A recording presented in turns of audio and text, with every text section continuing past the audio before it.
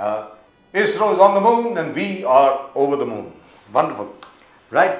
Now let's talk about substantial issues with regard to the earth. Where we are at the moment in Maharashtra, at the moment with us, our very old friend, Mr. Kishore Tiwari. Kishore Tiwari ji, namaskar. नमस्कार नमस्कार नमस्कार sir, नमस्कार. How are you sir? अरे बहुत अच्छा हूँ, बोलिए. अच्छा हूँ, बोलिए ना सर. आप खुश है सर? चंद्रयान 3, विक्रम लैंडर, प्रज्ञान रोवर, खुश है सर आप हमारे साइंटिस्ट के अचीवमेंट से? हाँ, मुझे बहुत खुशी हुई कि स्टीयरिंग अमित शाह जी ने संभाला था और पूरा कंट्रोल नरेंद्र मोदी जी के पास था. इन दोनों ने ही वो पूरा किया और अचीव कर लिया. लेकिन सर ब्रेक किसने लगाई? फिर ब्रेक पे कौन था? नहीं, वो पहले आरएसएस लगाते थे, अभी नहीं था वो. ये तो रिकॉर्डेड वर्जन था. अभी एक्चुअली क्या है मुझे भी मालूम नहीं. लेकिन let us congratulate ISRO scientist for the same and they have done the good thing. We have made the ISRO has made the achievement and it is a India proud moment. बड़ी गर्वान्वित बात है हम सबके लिए, भारतीयों के लिए. अब सर अगर महाराष्ट्र की भी बात कर लें, आदरणीय सम्मानीय आपके बड़े अच्छे मित्र, जो very good friend mister Piyush Goyal, उन्होंने अभी अनाउंस किया कि 2 लाख मीट्रिक टन अनियंस हम लोग खरीद रहे हैं, नेफेड खरीद रहा है और 2410 रुपए पर क्विंटल पर. आज तक कभी इतनी प्राइस नहीं दी गई है प्याज के लिए, यानी कांदे के लिए. सर इसके बारे में जरा बताएं प्लीज. नहीं, तो देर से आए, अब दुरुस्त आए. लेकिन नाफेड का प्रोक्योरमेंट तो ऐसे ही होना था और प्राइजेस तो 4000 रुपये क्विंटल चाहिए थे, लेकिन अब 2400 रुपये कह रहे वो. लेकिन मुझे बताइए एक चीज जो डैमेज कर गई है किसानों के खिलाफ, कि उन्होंने एक्सपोर्ट ड्यूटी लगा दी है 40%.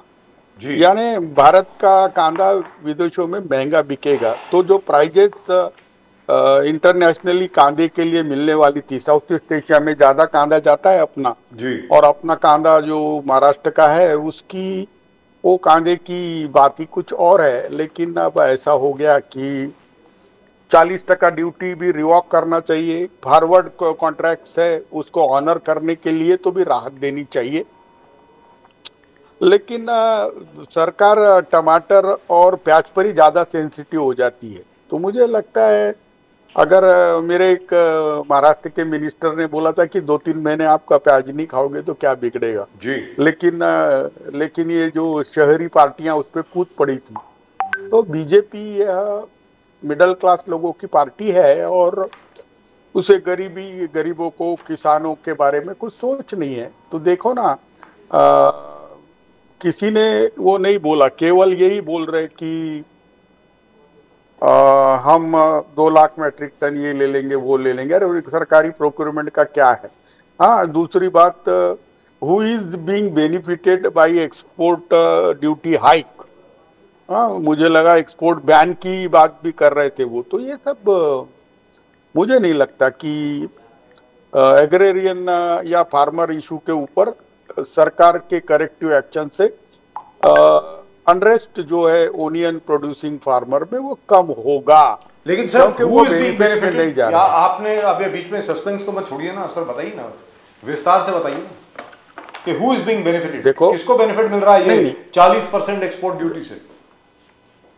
Traders being benefited actually. और क्या है कि ओनियन एक्सपोर्ट सरकार ने बढ़ाया नहीं होता तो बहुत लोगों के फॉरवर्ड कॉन्ट्रैक्ट भी है जी. तो क्या होता है कि इसमें ट्रेडर्स का ही फायदा था और सरकार अब कह रही है कि हम नाफेड से खरीदेंगे, प्रोक्योरमेंट करेंगे. लेकिन ये सब डैमेज कंट्रोल है. Actually onion farmer are in distress क्योंकि बार बार सरकार उसमें इंटरवेंशन करती है. बीच में तो ऐसा हुआ था कि उन्होंने ऐसा कांदा बुला लिया था कि जो इंडियन मार्केट में बिका ही नहीं. उनका वो कांदे का कोई नहीं था. कांदे थे कि क्या थे मुझे मालूम नहीं, लेकिन तकलीफ हुई थी. तो नाफेड अभी डोमेस्टिक मार्केट में सस्ता कांदा मिले, सस्ता प्याज मिले, या टमाटर ये शहरी लोगों को सस्ते मिले, इसी कारण से सरकार इतनी सेंसिटिव दिख रही है। कोई किसानों विसानों के लिए सेंसिटिव नहीं है। हाँ, मैं अभी the बता measure रहा is हूँ only कि to नाफेड help के the urban population, the onion consuming urban population, that's it. वही अर्बन लोगों को, अर्बन सेंसिटिव है। कांदे के इशू पे एक बार सरकार गिर गई थी ना, वो बीजेपी जी। को आंसू ला दिए थे उमा भारती जब खड़ी थी। तो वो सब चीजें ऐसी होती है ना। तो अब मीडिया भी जो है, जो मीडिया है वो मीडिया भी तो बहुत ज्यादा छापती है ना कि देखो कांदे के प्राइस ये हो गए। मुझे बताइए 100 रुपया भी हो जाएगा तो क्या होगा, थोड़ा खाना कम कर देना चाहिए। हाँ, तो मुझे लगता है कि कांदे के बारे में चर्चा ज्यादा हो रही है। और महाराष्ट्र के अंदर जो किसान बहुत ज्यादा तकलीफ में है, क्योंकि कैसा हुआ, क्लाइमेट चेंज का असर महाराष्ट्र में ज्यादा दिखने में आया इस साल। वैसे तो पूरे भारत में ही एग्रेरियन इकोनॉमी पूरी डोलड्रम में है, क्योंकि खरीफ क्रॉप ट्रबल में आ चुके हैं। लेकिन महाराष्ट्र के अंदर ऐसे 300 ब्लॉक्स डिक्लेयर हो गए सरकार के पास कि जहां 22 दिनों से बारिश नहीं आई है। पहले तो जून में बारिश आई नहीं, रीसोविंग हुआ, पहली सोविंग चली गई, उसके बाद जुलाई में भारी बारिश आई, उसके बाद अब पूरा अगस्त जा रहा है, यहाँ पे ड्राई स्पेल चालू है। तो किसान जिसके पास प्रोटेक्टिव इरिगेशन की फैसिलिटी थी वो तो अपनी फसल थोड़ी बचा पाए, लेकिन बचे हुए किसानों को आत्महत्या करने पे मजबूर किया जा रहा है। मैं आपको बता दूं राजीव जी, यवतमाल जिले में पिछले 82 दिनों में 82 किसानों के आत्महत्या गवर्नमेंट ने अनाउंस किए हैं। और मुझे तो समझ में नहीं आता कि देवेंद्र फडणवीस विदर्भ से आते हैं तो एक यवतमाल डिस्ट्रिक्ट के अंदर ही अगर पिछले 92 डेज के अंदर, अपना 83 डेज के अंदर अगर 82 फार्मर्स का सुसाइड रिपोर्ट होता है तो विदर्भ के 10 जिलों में क्या हाल होगा जी। मुझे लगता नहीं कि यह सब कुछ चीजें बीजेपी के तिवारी साहब वी आर डिस्कसिंग, पहले भी डिस्कस कर रहा था कि 1 रुपी जो क्रॉप बीमा है, क्रॉप इंश्योरेंस है, वो whom is it benefiting? Because Congress के कुछ लीडर्स आप जैसे बोल रहे थे कि ये प्राइवेट बैंक्स को दे दिए। प्राइवेट बैंक्स का तो पूरे डिस्ट्रिक्ट में ऑफिस भी नहीं मिल रहे, उनका कॉन्टैक्ट नंबर नहीं मिल रहे, तो इनको अप्रोच किया जाए। तो बहुत सारे टॉप जो फार्मर्स के लीडर्स हैं उनका कहना था, कुछ लोग पुणे गए थे, उनको 3-3 दिन बाहर वो ऑफिस के बाहर बिठा देते, उसके बाद बोलते कि ये यहां पर नहीं। तो ये क्या सिस्टम है ये क्रॉप बीमा? जैसे आपने कहा कि इतने दिन बारिश नहीं हुए और कई कई जगह ज्यादा बारिश है तो क्रॉप डिस्ट्रॉय हो गया, आखिर किसान इज हेल्पलेस। सेंट्रल क्रॉप बीमा, स्टेट क्रॉप बीमा, ये सब है, और प्राइवेट ह्यूज बड़े बड़े बैंकों को दिए। वो कह रहे हैं कि सुप्रीम कोर्ट में एक तो नंबर पंचनामा नहीं हो रहा, सर्वे नहीं हो रहा है, जो भी डिस्ट्रॉय हुआ। तो सर तिवारी साहब, you have been working in the ground, इसका सॉल्यूशन क्या है सर? ये क्रॉप इंश्योरेंस स्टेट आधा, सेंटर आधा, 1 रुपया फार्मर को भरना, मगर फार्मर को ये मालूम नहीं किधर जाना है, क्या करना है। What is the solution Tiwari साहब? नहीं, आपके लोग बहुत कुछ अर्बनाइज लोग देखते हैं, तो मैंने तो मेरी चुस्त दुरुस्त बात रखी थी। अब आपने बोला कि कोर इश्यूज एग्रेरियन क्राइसिस के यही होते हैं कि इनपुट कॉस्ट को रेगुलेट किया जाए, आउटपुट कॉस्ट को फिजिबल और प्रॉफिटेबल किया जाए, क्रॉप पैटर्न बराबर डिसाइड किए जाए, जो भारत में लगता है वही फसलें उगाई जाए, क्रेडिट साइकिल बराबर रिस्टोर की जाए, और ये 3 सी के बाद सबसे बड़ा आता है कि रिस्क मैनेजमेंट। जैसे क्लाइमेट चेंज के वजह से फसलें उजड़ जाती है, या फसलें अपन फोरकास्ट आएगा कि बारिश आने वाली है, इसके लिए हमने सोविंग कर दिया और फिर बारिश का गैप गिर गया तो पूरी फसलें वहां पर भी चले जाती है, रीसोविंग करना पड़ता है। एक आधी बार तैयार फसलें अपन काट के रखते हैं और वो फसलें भी खराब हो जाती है। तो पुरानी योजना को रिफॉर्म करते हुए फ्रॉम सोविंग से लेकर पोस्ट हार्वेस्टिंग तक का इंश्योरेंस बीमा सरकार ने फ्लोट किया। सरकार ने फ्लोट किया तो 96% इसका प्रीमियम सरकार भरती है, जिसमें 50-50% स्टेट और सेंटर कवर करते हैं। तो केवल 4% किसानों को भरने का था। कहीं 6%, कहीं 4%, कहीं 2%। लेकिन अब ये महाराष्ट्र सरकार ने उसे यूनिवर्सल कर दिया और किसान केवल 1 रुपया भरते तो बचा हुआ प्रीमियम भी महाराष्ट्र सरकार बढ़ रही है। तो ये डिसीजन तो ठीक है ना, इस डिसीजन का तो मैं स्वागत करता हूं। लेकिन पिछले जब से मोदी जी आए, जब से रिफॉर्म इंट्रोड्यूस हुए, उसके बाद हमने बहुत नजदीक से देखा कि इंश्योरेंस कंपनियां, अपने बैंक को नहीं दिया, ये इंश्योरेंस कंपनियों को दिया है। हाँ, इसमें रिलायंस की कंपनी बड़ी रोल अदा करती है, दूसरी एक जापान की कंपनी है वो करती है, दूसरी स्टेट की कंपनी है। तो ये सब कंपनियों को दिया हुआ है और वो कंपनियों ने अपने अपने ब्लॉक चुने हुए हैं। तो उस ब्लॉक में एक, यानी किसान को ये ऑप्शन नहीं है कि वो किसका बीमा निकाले, किस कंपनी का। ये तो जिस बीमा कंपनी को डिस्ट्रिक्ट में अलाउट होता है उसका ही बीमा निकालना पड़ता है। तो बीमा कंपनियों ने बहुत ज्यादा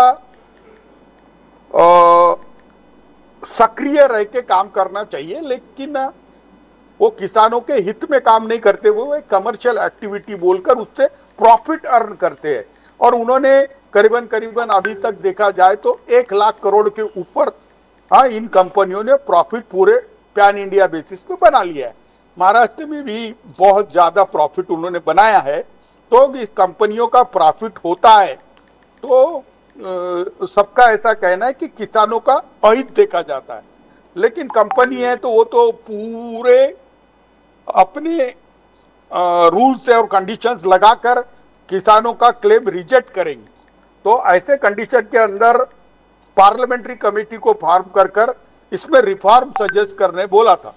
एक्चुअली उस कमेटी के सामने मैं भी गया था, बहुत सारे एक्टिविस्ट जो इसमें काम करते हैं, किसान काम करते हैं, उन्होंने भी अपना दिया था, लेकिन प्रोग्रेसिवली काम नहीं हुआ। जो मॉडिफिकेशंस, जो रिफॉर्म्स आए वो भी पूरे कंपनियों के हित में जा रहे हैं। जैसे एक ब्लॉक लेवल पर आप क्रॉप का असेसमेंट करते हैं तो थ्रेशोल्ड क्रॉप कटिंग एक्सपेरिमेंट कहते हैं। दूसरा, उनके कंडीशन बहुत सख्त है, उनके पंचनामे अभी भी नहीं हुए हैं। तो महाराष्ट्र में क्रॉप इंश्योरेंस कंपनी के खिलाफ में अनरेस्ट है जी। लेकिन मुझे लगता है कि यूनिवर्सल कर देने के बाद केवल किसान का 1 रुपया आया है। तो किसान पहले प्रीमियम भरते थे तो 4-5 हजार रुपया, 7-8 हजार रुपया उनका आता था। तो किसान थोड़े से ये हो जाते थे, एग्रेसिवली प्रोटेस्ट करते थे। तो अब मुझे लगता है कि सरकारी अफसर और इंश्योरेंस कंपनी मिलकर सरकार को ही चूना लगा रही है। और मुझे नहीं लगता कि प्रेजेंट रिस्क मैनेजमेंट सिस्टम जो है, एग्रेरियन लॉसेस को असेस करते हुए किसान का जो नुकसान है उसको बचाए, उसमें बहुत ज्यादा रिफॉर्म की जरूरत है। लेकिन क्या वो रिफॉर्म होगा सर? क्योंकि अभी जिस प्रकार अभी चल रहा है, जैसे आपने कहा all India, pan India insurance companies have made over 1 lakh crore. Now who would want to leave this profit? सीधी बात है, अगर आज की तारीख में अगर आप रिफॉर्म इंट्रोड्यूस भी करेंगे तो प्रॉफिट जहां कम होता हुआ दिखा, the insurance companies will leave and we will have to go back to the old system. Sir, अब मैं क्या कह रहा हूं कि प्राइवेट कंपनीज को इसमें प्ले नहीं करने देना चाहिए जी। मुझे लगता है कि सेंट्रल इंडिया अपनी एक एग्रीकल्चर की उनकी कंपनी है, उसको ही पैन इंडिया में करना चाहिए। हाँ, बनिया लोगों के पास ये सरकार अपने को गिरवी रख लेती है, जैसे वो स्टोरेज उनके पास है, प्रोसेसिंग उनके पास है, वर्टिकल और हॉरिजॉन्टल इनपुट सारा वो गवर्न करते हैं। तो एक्सप्लॉयटेशन होता है क्योंकि ये अनऑर्गेनाइज्ड सेक्टर है, तो इसमें सरकार को वेस्टेड इंटरेस्ट कम रखना चाहिए। लेकिन क्या होता है कि लॉबिंग करते हैं ना ये लोग, मल्टीनेशनल कंपनीज ले लो आप, या भारत की कंपनी। Sorry to interrupt you, you said something else earlier. आपने कुछ और पहले बोला, उसके ऊपर मैं आपका ध्यान आकर्षित करना चाहता हूं और उसको रिलेट करना चाहता हूं जो प्रदीप जी ने सवाल पूछा इंश्योरेंस पर। आपने कहा कि अनियन प्राइसेस को लेकर के सरकार बहुत ज्यादा हस्तक्षेप करती है, और आपने ये कहा कि अगर मान लीजिए प्याज जो है अगर 100 रुपए का भी बिकेगा तो क्या हो गया, 120 रुपए, 150 रुपए का भी बिके तो क्या हो गया। अब टमाटर जो है सर 200 रुपए का बिक रहा था तो कोई मर तो नहीं गया ना टमाटर ना खा के। We went through that phase. और अगर अनियंस जो हैं वो 100 रुपए या 150 रुपए पे बिके तो क्या हो गया, कौन सी बड़ी बात हो गई। अब अगर सरकार अनियन प्राइसेस रिटेल प्राइसेस पर इतना इंटरवीन करती है तो why does a government insurance company not take over the entire crop insurance on its own. Kishore Tiwari साहब, नहीं, कैसा होता है कि किसान ऑर्गेनाइज नहीं है, सरकार पर जो पॉलिटिकल लोग बात करते हैं, तो क्या होता है कि अपोजिशन में रहते हैं तो आप बात करते हो, आप सत्ता में आते हो तो बाद में क्या होता है कि आप उसी चीज को नकार देते हो। तो कैसा होता है कि जो बीजेपी किसानों के लिए जो प्रॉमिसेस दिए थे उन्होंने, तो वो कोर इश्यूज को तो उन्होंने कर ही नहीं पाए। अब वो सॉइल हेल्थ कार्ड वगैरह निकाले थे तो उनको मैंने पूछा कि इनपुट में जो खाद वगैरह लेते हैं, और जो फर्टिलाइजर्स है और माइक्रो न्यूट्रिएंट है, इसमें क्या इनरिचमेंट हुआ, वाटर इनरिचमेंट, सॉइल इनरिचमेंट क्या हुआ, कुछ नहीं हुआ। सारा पैसा सॉइल हेल्थ कार्ड वगैरह बनाने का सब पानी में चला गया। एक मासिव करप्शन का एक जरिया बना था। बाद में अब जमीनों का पुनर्जीवन है, अनाजों की खेती करना है। सरकार ने इस साल बहुत बड़ा कैंपेन रन किया कि मिलेट मिलेट मिलेट, यानी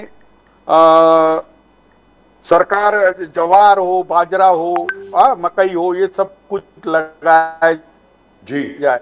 लेकिन ऐसा हुआ कि इस साल एरिया अंडर मिलेट के कम हो गया। यानी सरकार की तो मुझे लगता है कि सरकार का मंशा क्या है। सरकार ने बोला था पल्सेस के लिए हम पल्सेस की क्रांति ला लेंगे, ऑयल सीड की क्रांति ला लेंगे, और अब तो निर्मला सीतारमन दालों को लेके सब चीजों को लेकर बहुत ही ज्यादा सेंसिटिव है। उन्होंने कह दिया कि गेहूं भी अफ्रीकन कंट्री से आएगा, दालें मोरक्को से आएगी या कहाँ से आएगी मालूम नहीं, येलोबी की। दूसरा तेल का तो वो भारत में 70% इंपोर्ट होता है। तो सरकार एग्रीकल्चर के अंदर क्रॉप पैटर्न सिलेक्शन में चले गई, इनपुट कॉस्ट और आउटपुट कॉस्ट में सस्टेनेबिलिटी नहीं ला सकी, क्रेडिट साइकिल के अंदर सरकार पूरी फेल हो गई है। किसान को लगते हैं 1 लाख रुपया पर एकड़ खर्चा आता है, सरकार बड़े मुश्किल से 30-40 हजार देती है। और सरकार ने, मुझे लगता है कि सरकार ने जब 15 लाख करोड़ रुपया गिने चुने मल्टीनेशनल कंपनियों के राइट अप किए हैं, क्योंकि वो एनपीएस ऐसे थे जो आते नहीं थे, तो मेरा तो एक बार कहना है कि मोदी जी 2009 के अंदर आपका ग्राफ बहुत 9 साल के अंदर 2023 के अंदर आपका ग्राफ बहुत ज्यादा गिरा हुआ है। आपके पास पॉपुलरिटी वोट जो है वो परसेंटेज जो 35% है, वो मुझे लगता है चुनाव आते आते कहीं वो 25% पे रह जाएगा। तो एक अच्छा वोट बेस तुमको तैयार करना है तो आपने 14 लाख करोड़ या 15 लाख करोड़ रुपया जो आपके फाइनेंस मिनिस्टर ऑफ स्टेट ने कहा है, हमारे यहाँ के औरंगाबाद वालों ने जो कहा है, उसको मैं मान लूं पार्लियामेंट में दी हुई फिगर, तो करीबन 15 लाख करोड़ आपने राइट ऑफ किया है। तो भारत के किसानों के भी एग्जिस्टिंग ड्यूज राइट ऑफ करने चाहिए। उसके बाद साइकिल 5 साल की करनी चाहिए, 5 साल तक। How much will that be, sir? Dues of मुझे जो मेरे पास, अरे मैं तो अप टू डेट फिगर लेके बैठता हूँ। 1.43 करोड़, लाख करोड़, 1.43 लाख करोड़, तो 1.43 लाख करोड़ दे देना चाहिए। सर 1.5 लाख करोड़ क्या होता है सरकार के लिए? उसको क्या कर सकते हैं? तिवारी साहब, ब्रिक्स में मोदी साहब ने, सरकार ने ब्रिक्स में मोदी साहब ने बोला कि 5 ट्रिलियन इकोनॉमी की तरफ जाना है, 5 ट्रिलियन इकोनॉमी ब्रिक्स में। मोदी साहब ने कहा, बोले कि पूरे ग्लोबल रिसेशन चल रहा है, मगर India has shown the whole world कि कैसे आप ऐसे रिसेशन को हैंडल करके आगे बढ़ के प्रॉस्पर कर सकते हैं। बोले हमारे इकोनॉमिक प्रॉस्पेरिटी में वुमेन भी पार्टिसिपेशन, मोर देन 50% वुमेन का पार्टिसिपेशन है।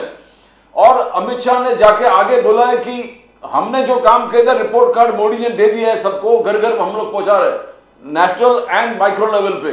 पर कांग्रेस का 50 साल का रिपोर्ट कार्ड आप दिखाइए, तिवारी साहब, अमित शाह जी ने बोला कि Congress should produce the 50 years report card and show to the people that this is what we have done in 50 years.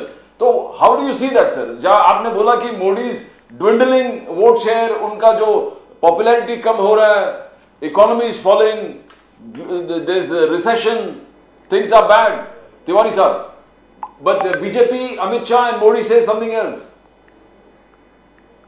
नहीं, उनको ब्रिक्स में जो भाषण दिया, तो भारत के प्राइम मिनिस्टर ने भाषण दिया है, तो उसको मैं डिनाउंस नहीं करूंगा. मेरी बात समझ लो तुम. हाँ, भारत की इकोनॉमी अगर ग्रो कर रही है तो भारत 75 साल के बाद डेवलपमेंट के बस में बैठा है.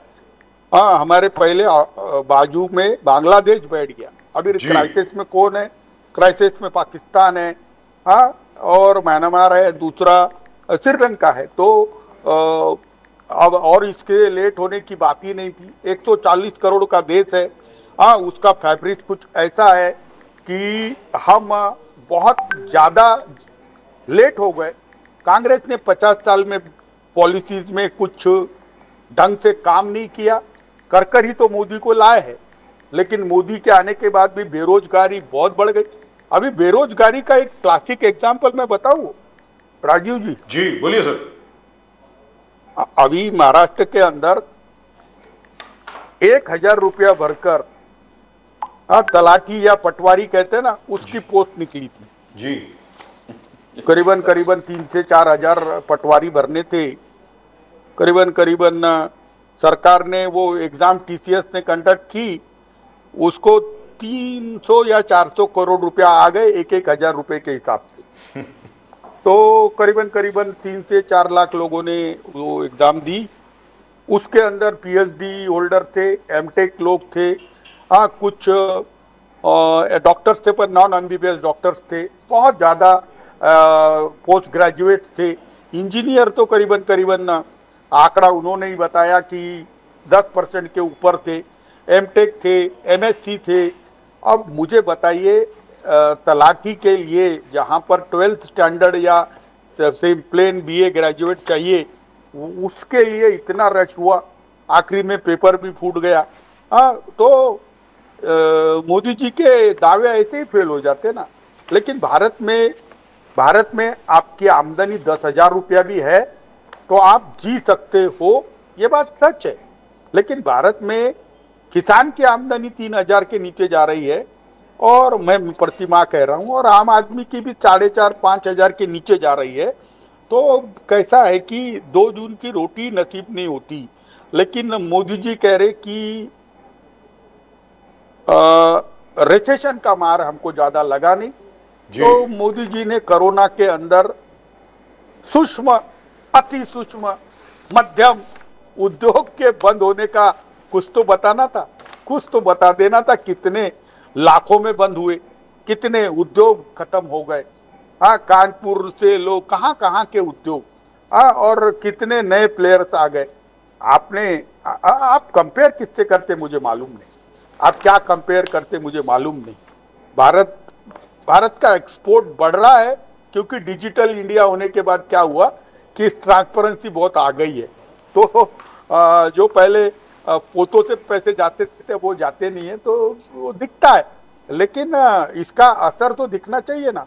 अगर देश में इतने ज्यादा खुशहाली रहती, इतने रोजगार उपलब्ध रहते, तो मुझे बताइए 30,000 रुपये महीने के लिए पीएचडी वाले या एमटेक किए हुए लोग क्यों आते. हाँ, मोदी जी, आपको ग्राउंड रियलिटी मालूम नहीं. आपको तो जो सर ये बताएं, वो आप पढ़. तो सर ये बताएं, अभी जो आपने बात कही, बीच में रह गई बात वो छोटी सी, 15 लाख करोड़ रुपए राइट ऑफ किए गए क्योंकि वो एनपीए थे, they could not be recovered. और आपने जैसे अभी कहा कि फार्मर्स के जो ड्यूज हैं वो तकरीबन 1.43 लाख करोड़ थे. आपको लगता है कि क्या मोदी जी इसको राइट ऑफ करेंगे?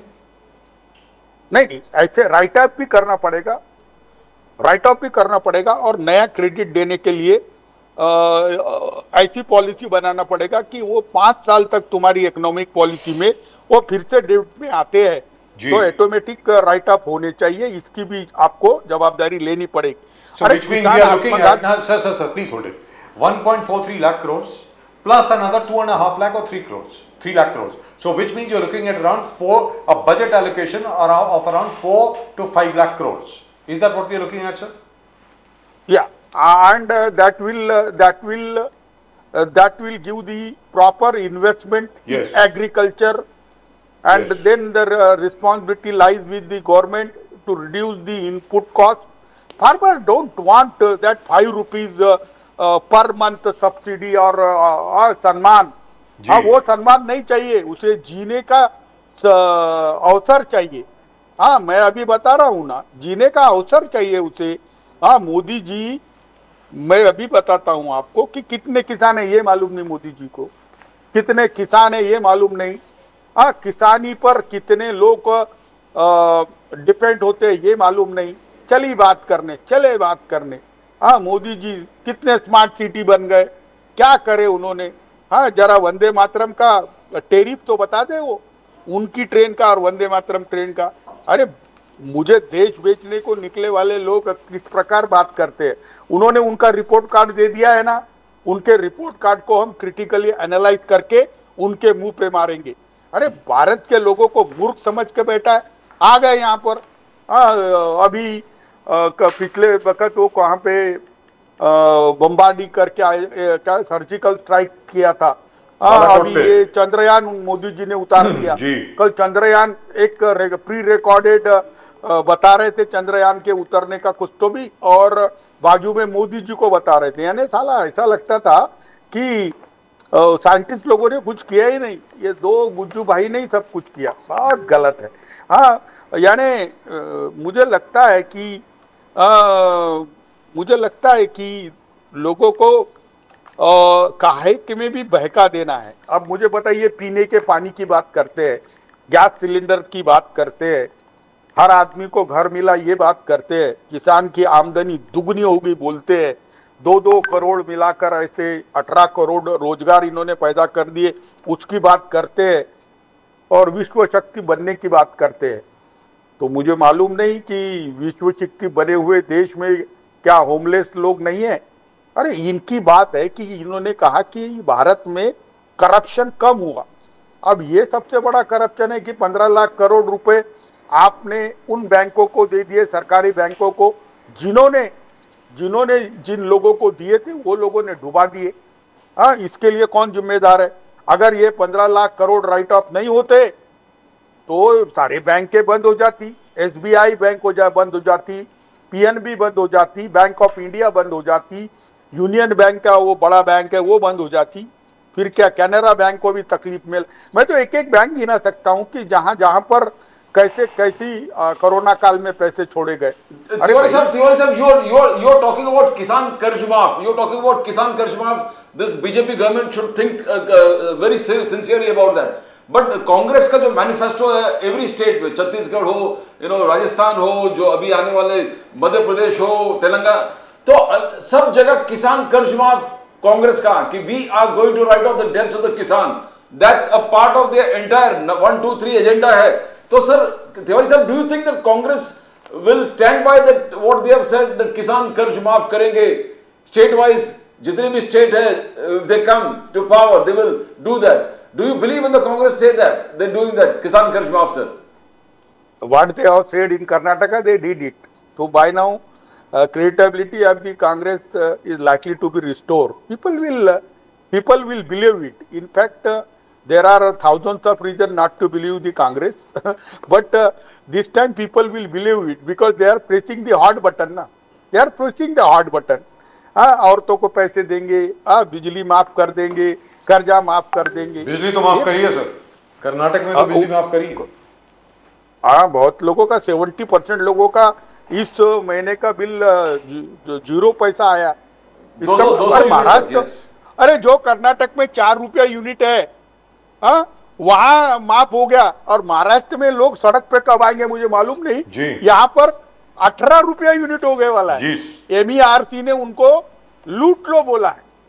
मुझे लगता है कि महाराष्ट्र के अंदर बीजेपी और उनके साथ जाने वाले लोगों को जनता के आक्रोश का सामना करना पड़ेगा. क्योंकि अभी कैसा है, एकनाथ शिंदे कुछ बोलते हैं, बाद में फिर अजीत पवार कुछ बोलते हैं, और ऊपर से फिर वो सर्जिकल स्ट्राइक कर देते देवेंद्र फडणवीस। हाँ, तो ऐसे 3-4 सत्ता के केंद्र है और चौथा पैरेलल केंद्र एक है दिल्ली में बैठे हुए। तो महाराष्ट्र में जो कियोस है उसको आम जनता इनके होस्टाइल फंक्शन इनको समझ चुकी है ना। अब कह रहे थे कि जितना किसान का लॉस हुआ इंश्योरेंस कंपनी दे देगी। अब इंश्योरेंस कंपनी दे देगी, यहाँ तो सर्वे ही नहीं हो रहा और इंश्योरेंस कंपनी कहाँ है ये भी मालूम नहीं। हाँ, इंश्योरेंस कंपनी का डिस्ट्रिक्ट रिप्रेजेंटेटिव कई जगह पे नहीं है और ये किसान तो आक्रोश में है, किसान चिल्ला रहे हैं और बीजेपी के नेता जो किसानों की बातें करते थे वो भी नाराज चल रहे हैं। और एग्रीकल्चर और फाइनेंस, फिर प्लानिंग, उसके बाद कोऑपरेटिव, ये सारी ही सत्ता एनसीबी के पास दे दी गई है और अजित पवार मीटिंग्स ले रहे हैं। और अजित पवार ने अपना टारगेट केवल वेस्टर्न महाराष्ट्र के 2 जिले या 3 जिले पे रखा हुआ है। मैं बोला देवेंद्र कहाँ है, तो देवेंद्र बेचारे वहां गए जापान में जी, वो पीएचडी ले रहे हैं। उनको इंडिया में ही पीएचडी देनी चाहिए थी पार्टियां फोड़ने के स्किल के बारे में जी। नेशनल पार्टीज को पूरी की पूरी कैसे फोड़ लेना या 90% कैसे फोड़ना, हाँ, फिर पार्टियों का सिंबल भी गायब कर देना, पार्टी का नाम भी गायब कर देना। तो जितना डैमेज देवेंद्र फडणवीस ने बीजेपी का महाराष्ट्र में किया है, at par with Modi and Amit Shah on pan India basis. Right, thank you so much. वही मैं बोल रहा कि सुप्रिया सुले बोल रही थी कि आज ही बोल रही थी कि the BJP tried to break the NCP 3 times continuously over the past few years and ultimately and she says we are still united. Yes, सामधान दंडभेद जो देवेंद्र फडणवीस जी बोल रहे पूरा हर चीज इस्तेमाल करके, सेंट्रल एजेंसीज को इस्तेमाल करके पूरे पार्टी को उन्होंने तोड़ दिए, शरद पवार साहब को तोड़ दिए ना। What you said is right, PhD शायद फडणवीस साहब को इधर ही मिलना चाहिए था, तिवारी साहब जो आप बोल रहे हो, फॉर ब्रेकिंग द पार्टीज। उनको पूछो, उनको कभी कोई बीजेपी वाला आया तो अगर चाहिए तो मैं न्यूपोर्ट यूनिवर्सिटी जो है कैलिफोर्निया की, वो आजकल बहुत 5,000 रुपीस के आसपास में भी भेज देती है पीएचडी। तो सब्जेक्ट भी आप ही दो और पीएचडी का कि कौन से सब्जेक्ट में अलॉट हुई वो भी देते। नजमा हेप्तुल्ला जी ने लाई थी, वो पीएचडी की न्यूपोर्ट यूनिवर्सिटी की, और उसका ग्रेजुएशन का डिग्री लाए थे अपने स्मृति ईरानी जी। लेकिन बाद में मालूम पड़ा कि ये बहुत धांधली है, तो उन्होंने सब कैंसिल कर दिया और छुपा दिया। तो मैं तो आपके इस पे बोल रहा हूँ, यानी मैं खुद ये जो पीएचडी बेचने वाले जो है, जो गवर्नर हाउस में फंक्शन लेके गवर्नर के हाथ देते हैं, कोश्यारी जी ने ऐसे डिग्रियां बहुत बांटी है। तो मैं उनसे भी गुजारिश करूंगा और मेरे पास जो दलाल है डिग्री बांटने वाले उनको भी मैं अरेंज कर सकता हूं कि अगर देवेंद्र को इस सब्जेक्ट के लिए पीएचडी चाहिए तो मैं वो 5,000 रुपये मैं मेरे तरफ से खर्चा कर दूंगा। लेकिन देवेंद्र को वो डिग्री देने के बाद शायद उनका सही सम्मान हुआ, ऐसा मुझे लगेगा। Right, thank you so much, Kishore Tiwari ji. Always a pleasure talking to you. Thank you very much. Namaskar sir. Jai Hind, Jai Maharashtra, Jai Bhavani, Jai Shivaji sir. Vande Mataram. Wonderful talking to you. Thank you. That was nice. That was nice. But he's a very senior man. He's from the Sun. He's not afraid. And he knows what's happening, sir. He knows hands-on experience. क्या चल रहा है? Well, he was with the BJP earlier, and now he's with the Uddhav Sena. The criticism Devendra Fadnavis has to face that he wants to take a doctorate. Right. Doctorate in Japan. Yes. I mean, and especially when the state is undergoing through a turmoil. And that to such huge distress, farmers' distress. Yes, I don't know why do people want these degrees. Anyway, it's up to them. And, I think perhaps they like adding doctor to their name, whether they have worked for it or not. PhD or D.Lit or something like that. हमारी दर्शकों से request है, गुजारिश है, जो Godfrey pimenta साहब ने कहा कि भाई इसरो के जो साइंटिस्ट हैं उनको इनाम मिलना चाहिए, उनको गौरवान्वित करना चाहिए, उनको उनका सम्मान करना चाहिए, उनको सम्मानित करना चाहिए। सॉरी, गौरवान्वित तो हम हुए हैं, उनको सम्मानित करना चाहिए। और लगता ऐसा है कि उनको, मैं ये समझता हूँ कि जैसे गॉडफ्री साहब ने कहा, प्रदीप जी, कि हमारे जैसे बड़े बड़े एथलीट्स जो हैं, जो गोल्ड मेडल जीत कर लाए, सिल्वर मेडल जीत कर लाए, ब्रॉन्ज मेडल जीत कर लाए, उनको जिस प्रकार पुरस्कार मिलते हैं, पूरे कोचिंग स्टाफ को, बाकी सब लोगों को भी जो पुरस्कार मिलते हैं, वैसा इसरो के जो साइंटिस्ट और इंजीनियर्स और बाकी जितने भी लोग इन्वॉल्व हैं चंद्रयान 3 प्रोजेक्ट में, उन सबको कुछ ना कुछ मिलना चाहिए। ये हमारे दर्शकों के लिए है। आपको क्या लगता है, क्या मिलना चाहिए या नहीं मिलना चाहिए? उनको क्या इनाम मिलना चाहिए? कैसे उनको सम्मानित करना चाहिए? कैसे उनकी हौसला अफजाई करनी चाहिए? आप अपने सुझाव जरूर भेजें। Please do send it in your comment section. At the moment we have a few comments which have come in that we have to take. Let's take a look. देखें क्या कमेंट्स आए साहब।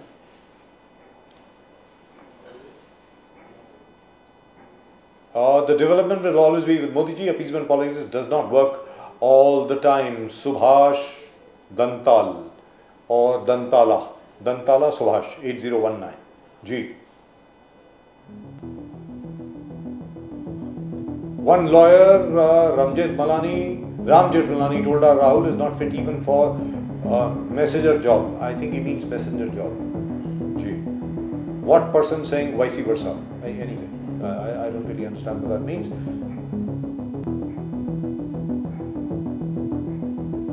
When all the filthy, rich, corrupt politicians die and leave their money to the common people, that's what I would call a huge success for India. Daryl Schutt 3868. He doesn't. Daryl Schutt. He does not want to celebrate the achievement of the Chandrayaan 3, right?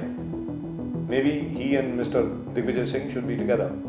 Perhaps he likes Digvijay Singh. I don't know. Maybe. One never knows.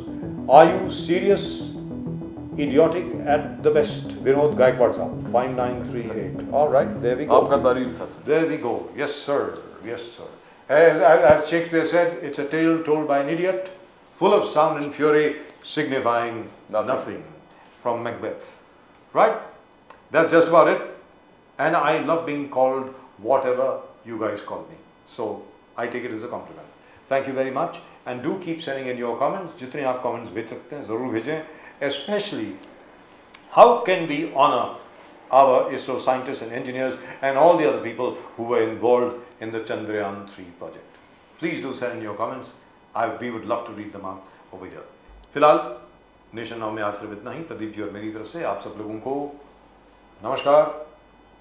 जय हिंद, जय महाराष्ट्र, जय भवानी, जय शिवाजी, वंदे मातरम। वंदे मातरम।